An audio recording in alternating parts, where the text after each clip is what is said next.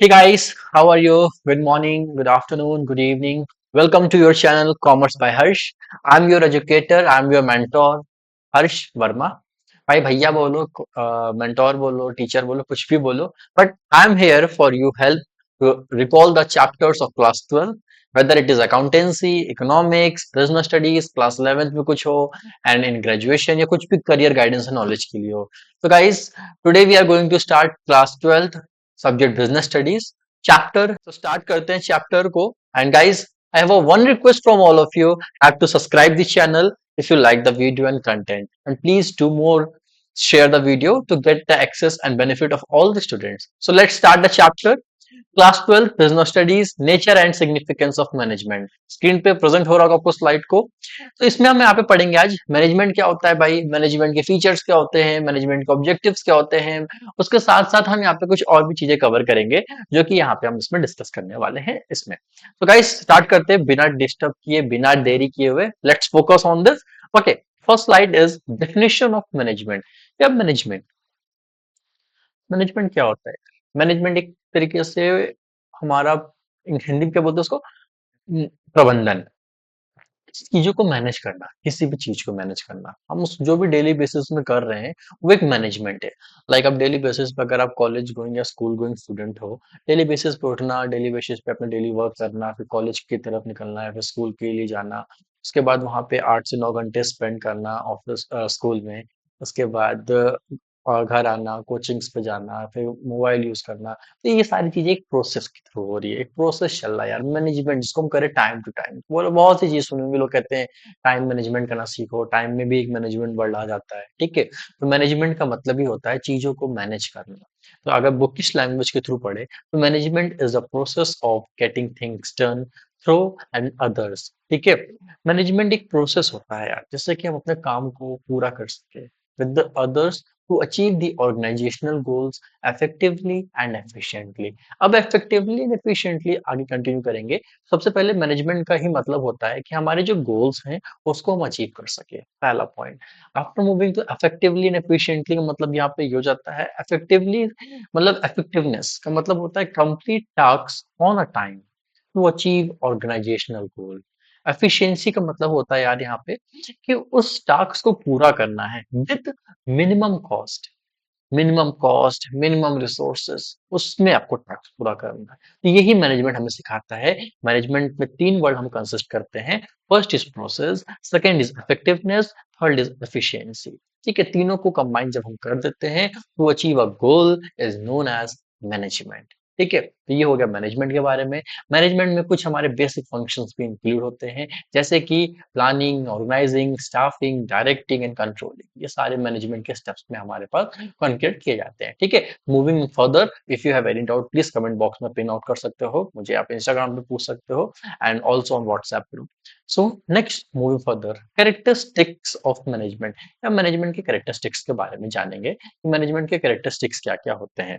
So guys सबसे पहले हम यहाँ पे बात करेंगे मैनेजमेंट का पहला characteristics. Okay, goal oriented. Goal oriented का मतलब क्या होता है यार, हर चीज का गोल होता है. ठीक है, management aims to achieve specific organisational goals and objective by directing towards. पहला प्रोसेस गोल ओरिएंटेड. किसी भी चीज को अचीव करने से पहले मैनेजमेंट हमारा एक कैरेक्टरिस्टिक्स लाता है कि गोल ओरिएंटेड होना चाहिए किसी भी चीज को अचीव करने के लिए. ठीक है, परsuasive. परवेसिव का मतलब होता है universal. Management is necessary at all level of organisations, at all organizations, whether in a country, whether it is business sector, government sector, private sector, non-profit, profit organization, हर जगह मैनेजमेंट एप्लीकेबल होता है. यह है management की second characteristics. Characteristics मतलब समझते हैं ना, उसके क्वालिटी, उसके फीचर्स के हम भी डिस्कस करेंगे आगे.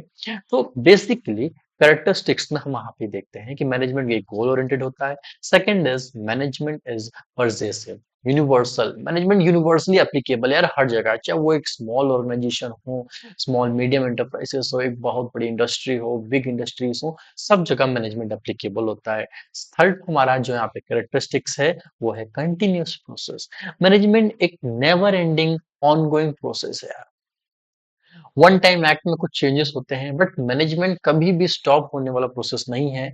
आज एक टास्क अचीव हुआ तो आपने सोचा चलो दूसरे टास्क में मैनेजमेंट फॉलो नहीं करेंगे, ऐसा नहीं होता है। मैनेजमेंट एक ऑनगोइंग प्रोसेस होता है। जब तक टास्क चल रहा है आप मैनेजमेंट फॉलो करोगे, टास्क फिनिश हो जाएगा उसके बाद भी आप मैनेजमेंट को फॉलो करोगे, ठीक है।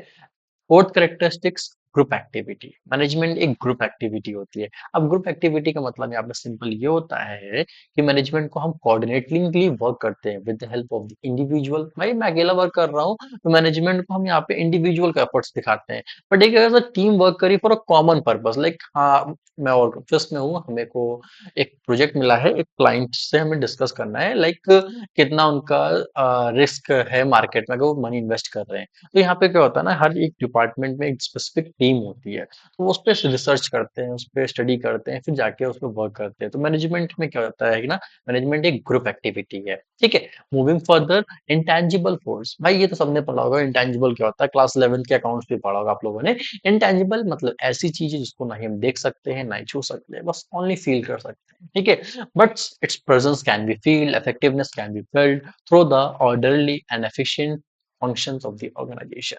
अब एफिशिएंट फंक्शन का मतलब यही हुआ कि हम मैनेजमेंट को देख सकते हैं, यार अच्छा उधर मैनेजमेंट, अच्छा उधर मैनेजमेंट, हम ऐसा नहीं कर सकते, लेकिन उसकी प्रेजेंस फील कैसे कर सकते हैं।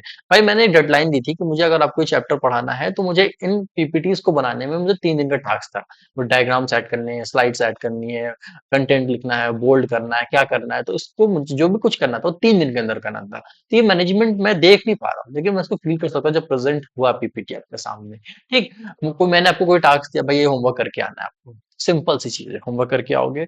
मैंने आपको बस खाली एक डायरेक्शन शो करी, डायरेक्शन शो किया आपको कि भाई करके आना है, करके आप आओगे तो मुझे दिखेगा। तो मैनेजमेंट को हम फील कर सकते हैं, लेकिन उसकी प्रेजेंस को देख सकते हैं, लेकिन टच नहीं कर सकते हैं, ठीक है।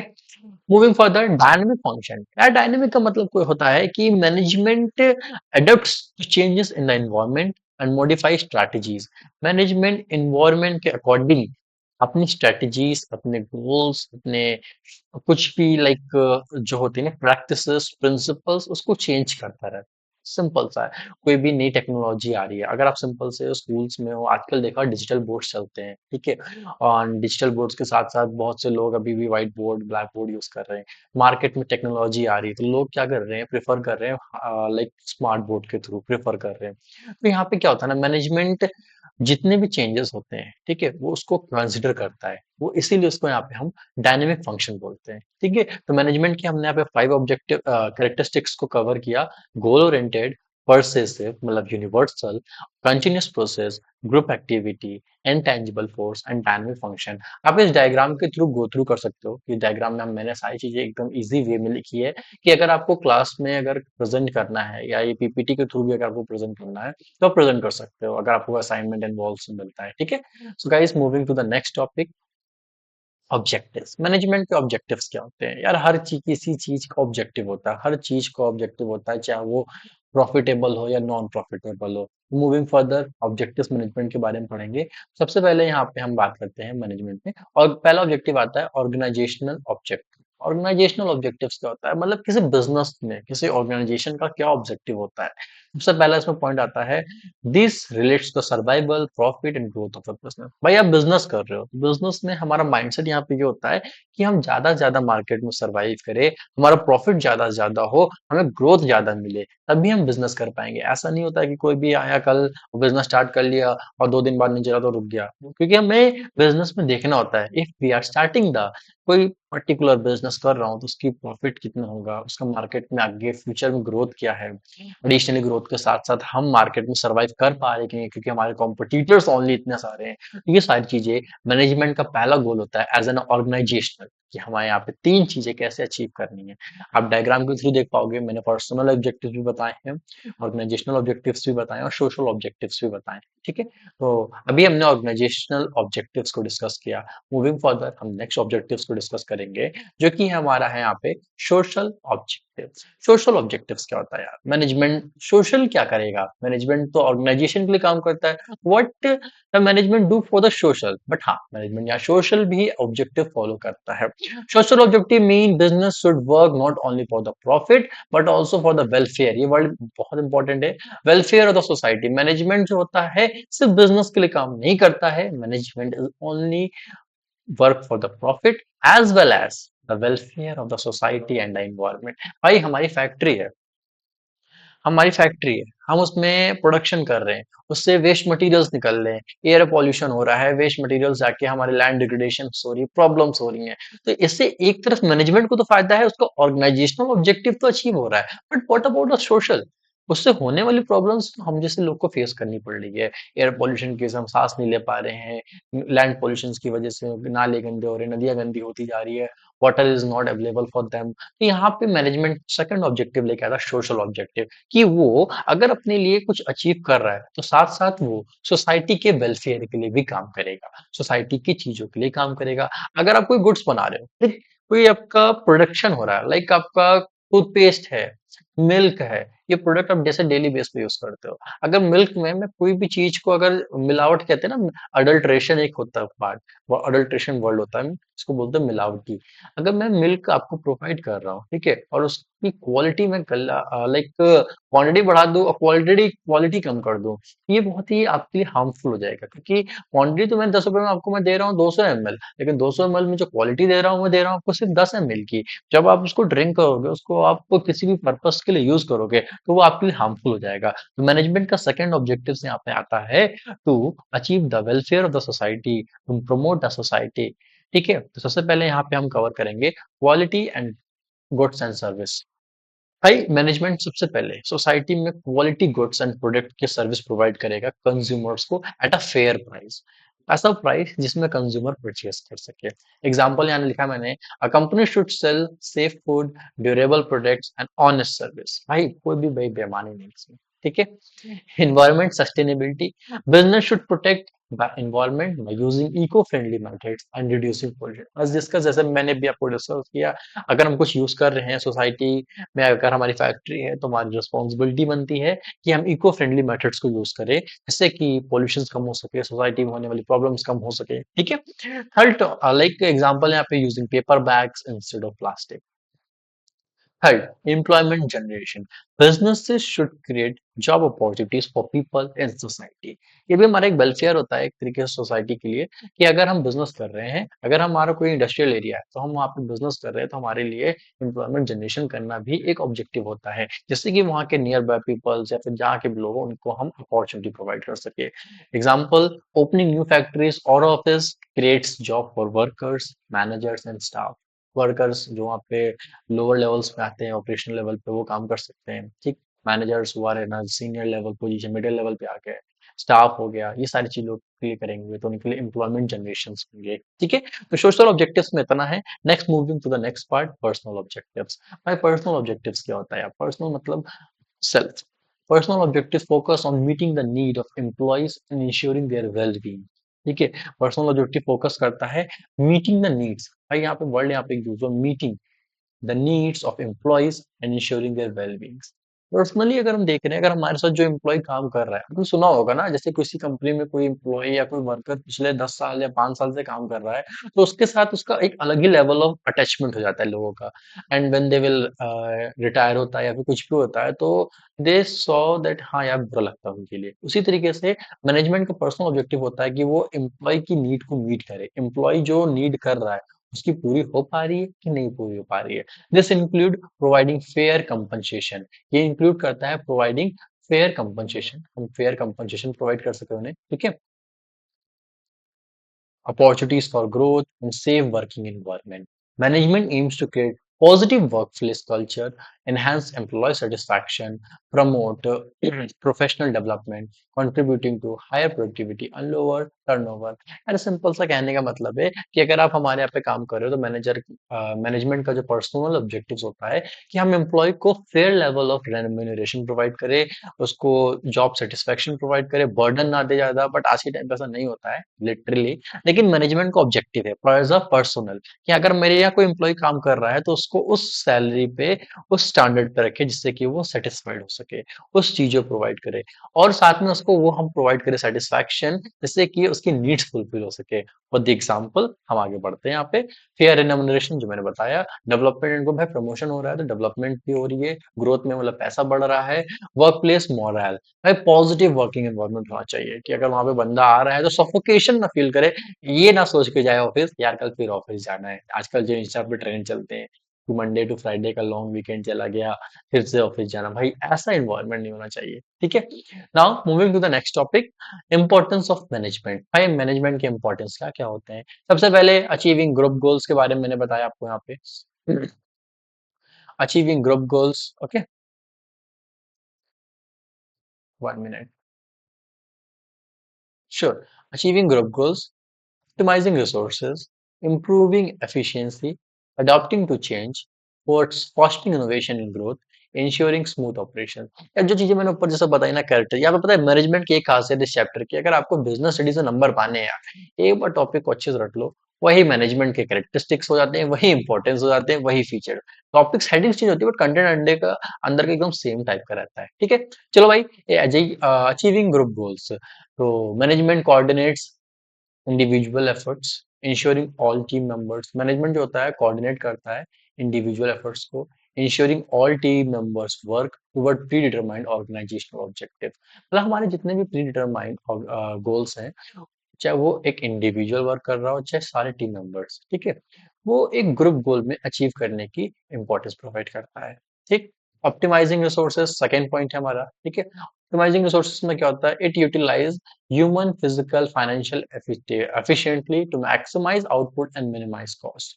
सिंपल सी बात है, हमारा ह्यूमन मतलब हम फिजिकल हमारी जो टेंडेंसी वर्क करने की, फाइनेंशियल रिसोर्स जो हमको प्रोवाइड हो रहे हैं, उसको हम ज्यादा से ज्यादा आउटपुट निकाल सके विद अ मिनिमल एक्सपेंस के साथ, मतलब कम पैसा लगा के मिनिमल एक्सपेंसेस लगा के ज्यादा से ज्यादा आपको आउटपुट प्रोवाइड कर सके, तो ऑप्टिमाइजिंग रिसोर्सेस हो गए। रिसोर्सेस बहुत रेयर है, स्केयर होते हैं हमारे इंडिया में, तो हम कम रिसोर्सेस में ज्यादा से ज्यादा अपना गोल अचीव कर सके।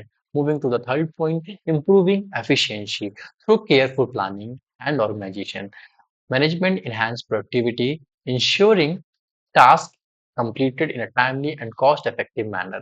अब एफिशिएंसी कैसे इंप्रूव होगी? Through careful planning and organisation, management improve कर सकता है प्रोडक्टिविटी।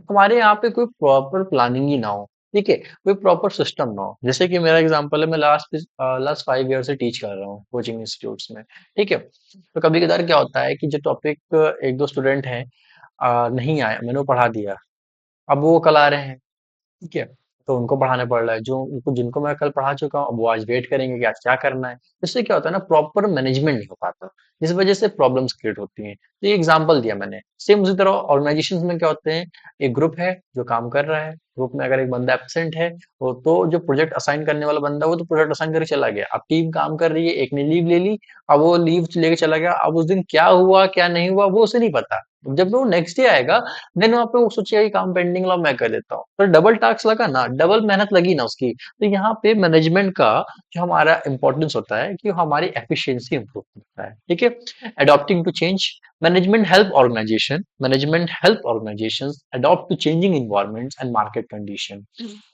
मैनेजमेंट हेल्प करता है ऑर्गेनाइजेशंस की, जो भी एक्सटर्नल एनवायरनमेंट में चेंजेस हो रहे हैं, बाय पॉलिटिकल सोशियोलॉजिकल टेक्नोलॉजिकल, उनको अडेप्ट करने में हेल्प करता है। न्यू टेक्नोलॉजीज आ रही हैं, गवर्नमेंट के न्यू लॉस आ रहे हैं, न्यू टैक्सेशन पॉलिसीज आ रही हैं, तो उनको अडॉप्ट करने में उन ऑर्गेनाइजेशन की हेल्प करता है। ठीक है, now the fourth point is fostering innovation and growth. भाई मैनेजमेंट एक इनोवेशन एंड ग्रोथ, फॉस्टरिंग मतलब फॉस्टरिंग समझ रहे हो ना क्या होता है, थिंकिंग प्रोवाइड करता है भाई कि कंपनी को मैं किस जगह पे क्या इन्वेस्ट करना है, कैसे क्या करना है, जिससे कि कंपनी का डेवलपमेंट हो सके। समझ में आ रहा है तुम लोग को ना? ठीक है, ऐसा हो जाता है आपका। उसके बाद आगे बढ़ेंगे, इंश्योरिंग स्मूथ ऑपरेशंस, भाई सबसे इंपॉर्टेंट है, सबसे इंपॉर्टेंट पॉइंट मैनेजमेंट का, पर it using confusion, setting clear goals, migrating tasks, it ensures organization runs seamlessly। भाई गोल सेट है, आपके टास्क सेट है, सारी चीजें सेट हैं, तो यहाँ पे क्या होता है, ऑपरेशन स्मूथली वर्क कर रहा है।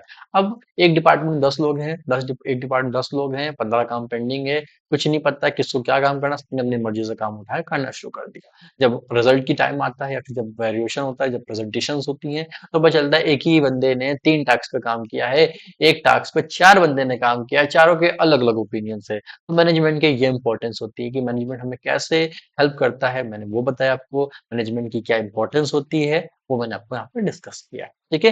Now moving further to the next slide, most important topic, सबसे बढ़िया टॉपिक लगता है यार मुझे अपने टाइम से, लेवल ऑफ मैनेजमेंट या लेवल्स ऑफ मैनेजमेंट क्या होते हैं यार।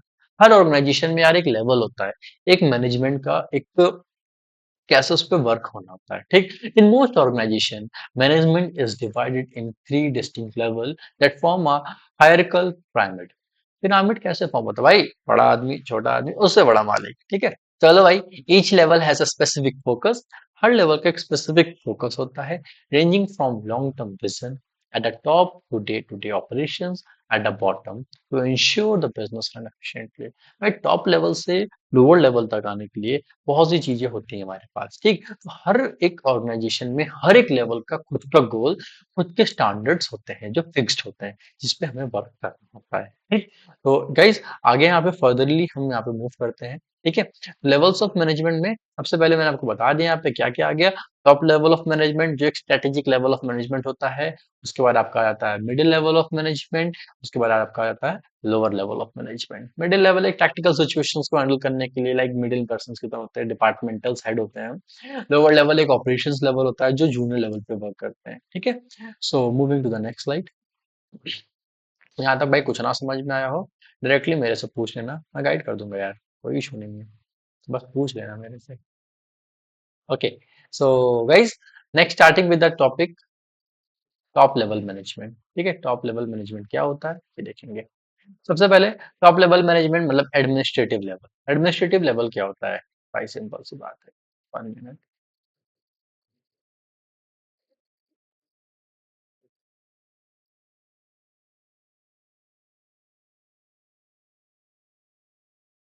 सॉरी नेटवर्क इश्यू था। एडमिनिस्ट्रेटिव लेवल में this level consist of the senior most executive who control and oversee the entire organization।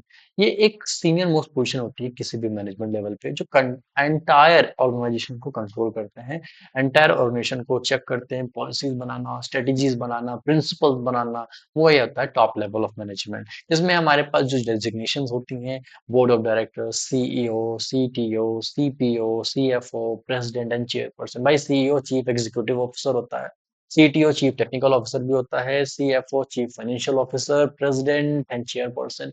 Board of directors, भाई बोर्ड ऑफ डायरेक्टर्स पता है ना, कंपनी अकाउंट्स पढ़ा होगा आपने, बोर्ड ऑफ डायरेक्टर्स कंपनी में होते हैं। तो ये होते हैं आपके टॉप लेवल ऑफ मैनेजमेंट के डेजिग्नेशन, और जो क्या करते हैं ओवरऑल आपका ऑर्गेनाइजेशन को चेक करते हैं।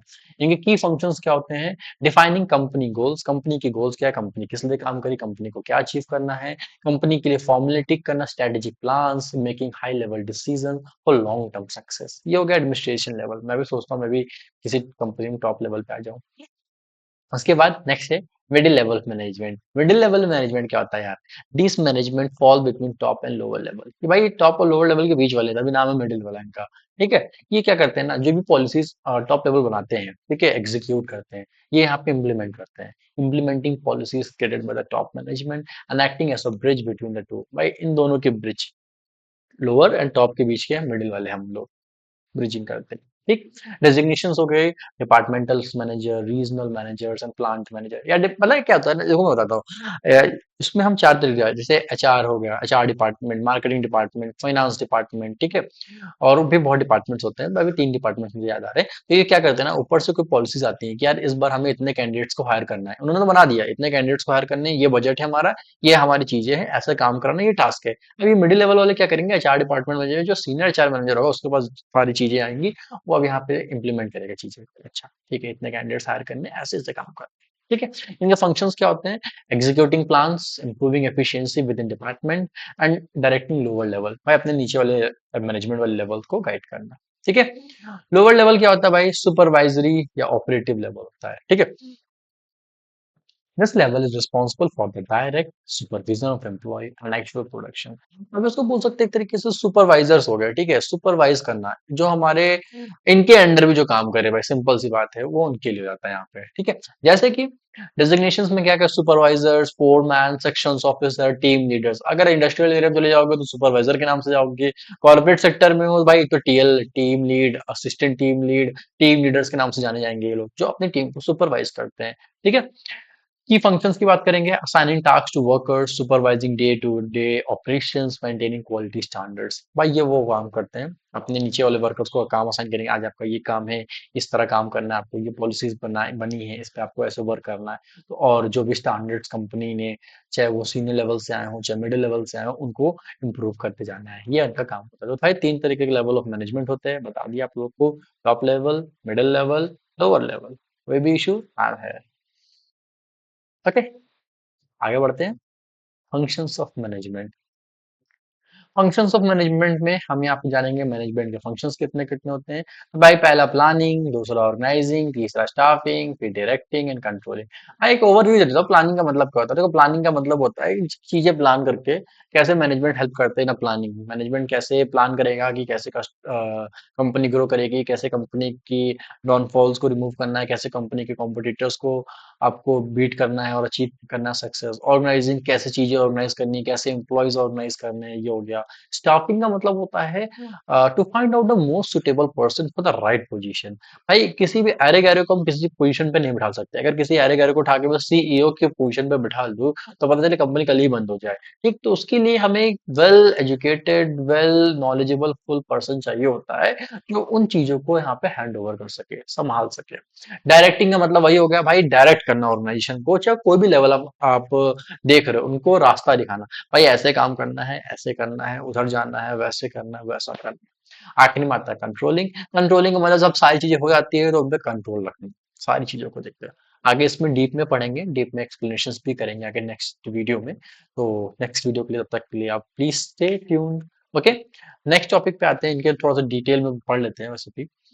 प्लानिंग का मतलब यहाँ पे थोड़ा सा डिटेल में पढ़ लेते हैं। सेटिंग ऑब्जेक्टिव्स, ठीक है। सेटिंग ऑब्जेक्टिव्स हो गया हमें प्लानिंग में। आपको सबसे पहले आएगा setting objectives and target, formulating an action plan. Planning एक तरीके से ब्रिज का काम करता है, where we are and where we want to reach. आज हम कहाँ पे हैं और मुझे कहाँ पे पहुंचना है। भाई मेरा सिंपल सा टारगेट ये, मेरा प्लान ये है। आज मैं यहाँ पे फर्स्ट वीडियो अपलोड कर रहा हूँ और आज से कुछ दिन बाद मेरे चैनल पे बहुत ज्यादा वीडियोस होंगे। जीरो लेवल ऑफ सब्सक्राइबर्स है, आप लोग के सपोर्ट एंड आप लोग के लव से मैं बहुत अच्छा ग्रो करूँ, जिससे कि मैं आपके लिए हमेशा आपको हेल्प कर सकूँ। तो मेरी प्लानिंग ये है, so you have to support it here.